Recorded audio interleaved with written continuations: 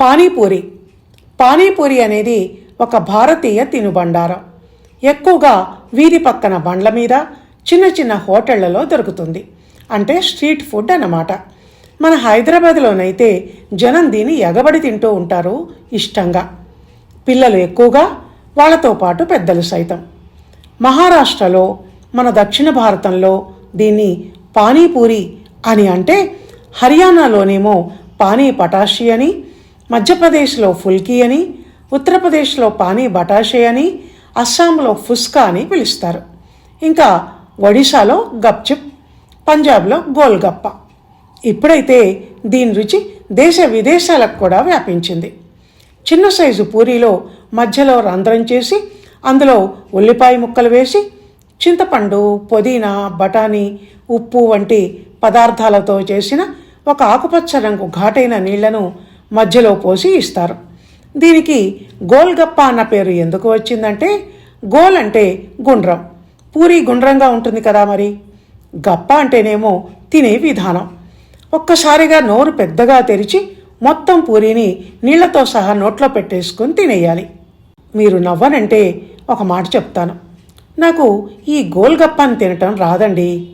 నోట్లో పెట్టుకోగానే ఆ నీళ్లన్నీ చీర మీద పడిపోతాయి.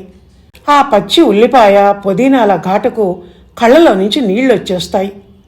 ఇంతకు ఈ పానీపూరికి ఒక పురాణ కథ ఉంది, తెలుసా మీకు? అదేమిటి అంటే, మొట్టమొదటిసారి ఈ పానీపూరీలను మహాభారతంలో ద్రౌపది చేసిందట. అడవులకు వెళ్లబోతున్న పాండవులు ఎలాంటి పరిస్థితుల్లోనైనా జీవించటానికి అనువుగా అత్తగారు కుంతి కోడలికి వంట చేయటం కోసమని గోధుమ పిండి, నీళ్లు, చింతపండు, ఉప్పు ఇచ్చి ఏదైనా తినే పదార్థం చేయమంటే ఈ పానీపూరి చేసిందట. ఈ కథ కల్పితమో నిజమో తెలియదు కానీ మొత్తానికి జనం నోళ్లలో అయితే నలుగుతోంది.